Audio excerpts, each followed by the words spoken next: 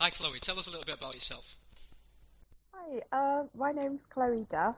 I'm from the UK.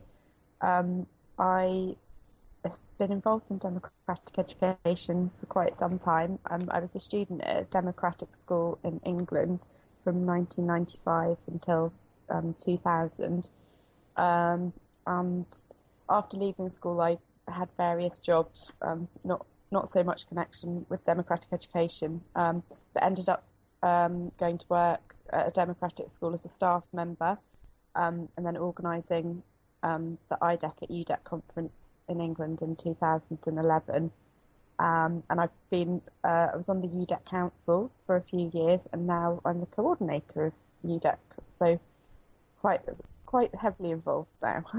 Very good. So, what are your experiences of a democratic school? If you was maybe not to define, because maybe there's not one definition, but what would your experience of a democratic school be? How would you translate that? What would it be? I suppose. Um, it's quite difficult. I guess, yeah, being in a community um, where you feel, or where you have a voice, where you feel respected, where you're aware of the responsibilities you have to that community as well. But yeah, I think for me, I guess the most important thing for me is the respect aspect really, and um, sorry. What would be the impact do you think it's had on your life? Like, has it made you more aware about politics? Has it made you more interested in like social campaigns, social justice? What do you think the impact for you has been? Yeah, I mean, since I was really young, before I even knew democratic education existed, I was always quite interested in politics. And I guess I had quite a strong moral, um, moral values, which is probably a lot to do with my parents and my upbringing.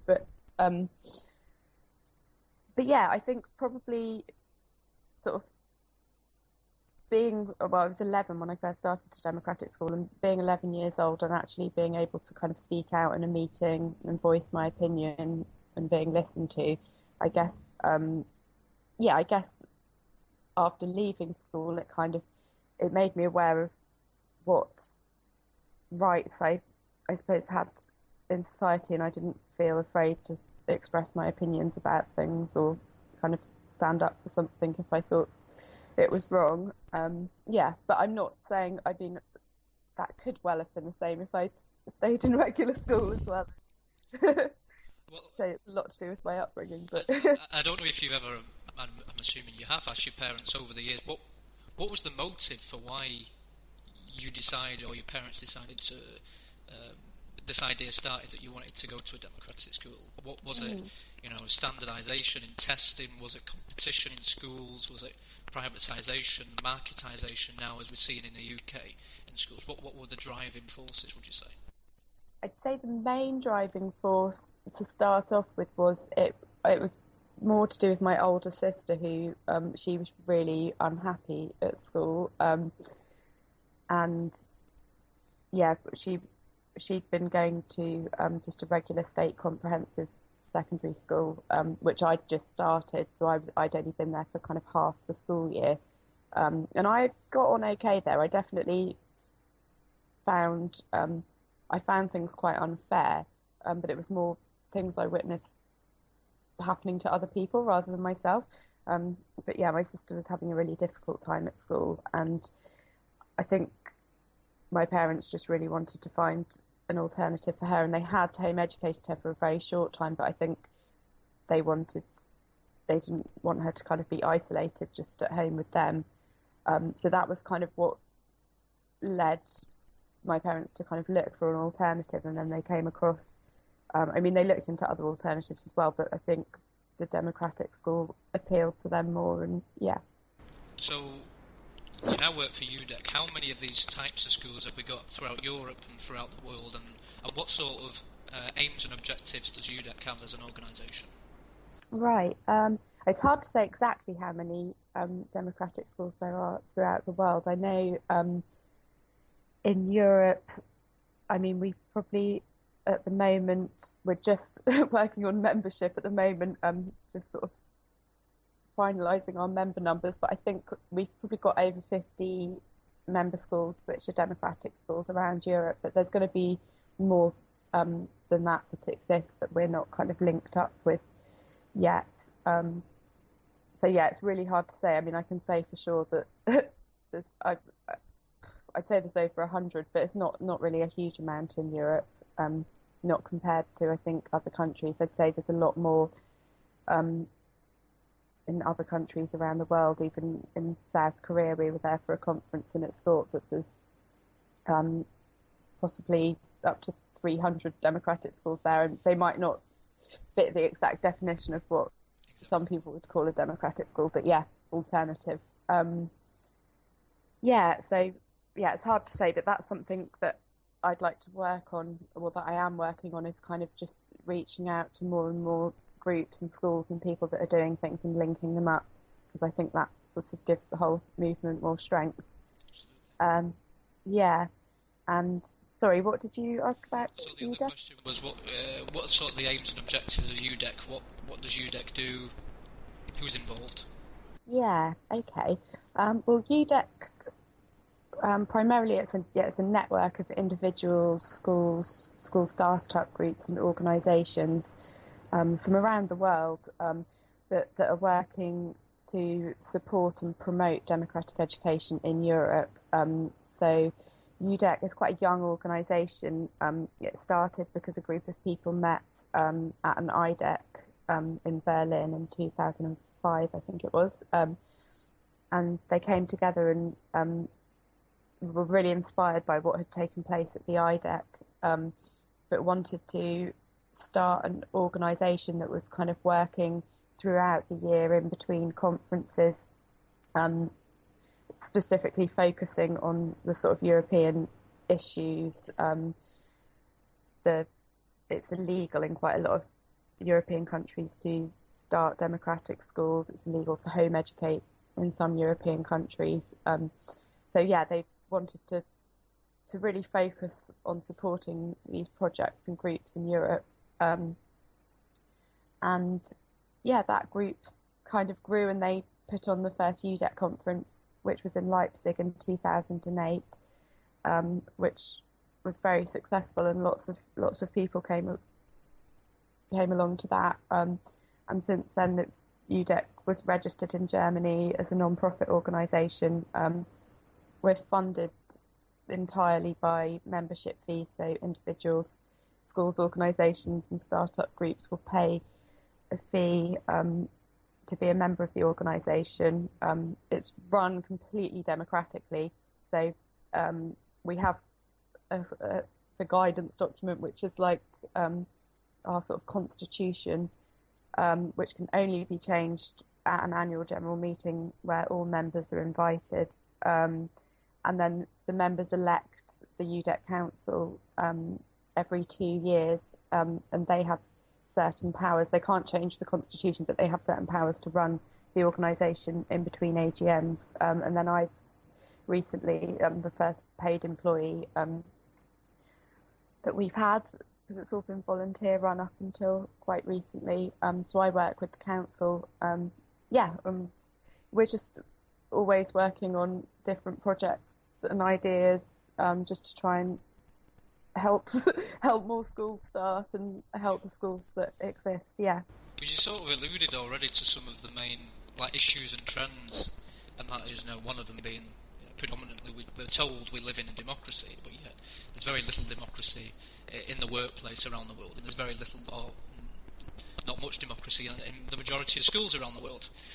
Yeah. Yet we're all about the age of 16 or 18, depending on where you live in the world. You're already meant to have some preconditions or preconceptions of what democracy is, and you're told you need to vote and do all this stuff. What do you think, from your position in Europe, maybe you can talk about Europe or internationally, what do you think are the major challenges to democratic education and getting this idea out there further? Because a lot of the things you've said is it's illegal in some places. What are the major barriers to more democratic schools around Europe and around the world? Yeah, I mean, definitely there's the legality of them is a big issue. I mean, it's interesting. Some of the stuff that's been going on in the Netherlands recently. There were some democratic schools started, and the parents who were sending their kids to these schools were taken to court by the Dutch government because of the type of they were Sudbury schools, so they didn't have any curriculum, any set timetable, and they're probably on the more radical end of the spectrum of democratic schools. But the Dutch government were taking these parents to court because in their eyes they said that they weren't educating their children and weren't actually sending them to school. So the schools have closed down. One has started, but a group from these schools took the Dutch government to court. They lost the court case, but now they're in the process of taking the Dutch government to the European Court of Human Rights, which will take quite a few years to get through. But that's quite exciting because if they can win that case, it could set a precedent and change things across the whole of Europe, which would be amazing. But I'd say that's certainly one of the biggest challenges. I think that it's very, very difficult in most countries to get any kind of state funding for democratic schools. So you're immediately creating a kind of social divide between the people who have access to them, which is something I'm personally really not comfortable with. And then I think just actually the kind of the mentality of people, just the general public, because I think everybody has to go through the schooling system. It's kind of one thing that we all have in common. And even I think it's quite an emotional issue for people, and I think a lot of the time people are quite in favour of progression and looking at ways we can kind of grow and change and move forward, certainly in the world of technology. But for some reason in education, even if people have had a really terrible time at school or they've suffered or they can be critical of the education system, when you suggest quite sort of dramatic change or reform, I think people take it quite personally and feel like, well, I went through school and there's nothing wrong with me, and like a bit of bullying didn't do me any harm, and sort of all these things. And so yeah, I think it's quite difficult to open people up to it, and I think as well as a parent I can completely understand that it must be quite scary because there isn't a huge amount of research done. There aren't many of these types of schools, and it's, you know, it must be difficult to think, do you want to experiment on your own child? I can understand as a parent not wanting to kind of risk doing that. So yeah, I think there's lots of barriers and probably more than what I've just said. One final question. If we now think about IDEC 2016 in Mikkeli, Finland, if you're a parent looking for education alternatives, if you're a student completely frustrated with comprehensive education, or a teacher fed up with standardisation of textbooks and exams and doing the same thing year in, year out, year after year, what would your message to them be? Yeah, my message would be to absolutely come along. I find these conferences so unbelievably inspiring, and I think this year especially it's very rare because you've got the EUDEC and the IDEC conferences joining together, and that's only happened once before, and it will happen again, but probably not for 6 or 7 years in this part of the world anyway. I think there are so many incredible projects and schools and people doing things around the world, and they're all going to be coming together to share what they're doing. And yeah, it's just incredibly inspiring, and I think I always find that I get a huge amount of energy after being around all these people and coming to something like this and just learn so much. And I really, yeah, I think it's a sort of place for kind of transformation, and yeah, just amazing really. That's great. Yeah. Chloe, yeah. Thanks for your time. Thank you.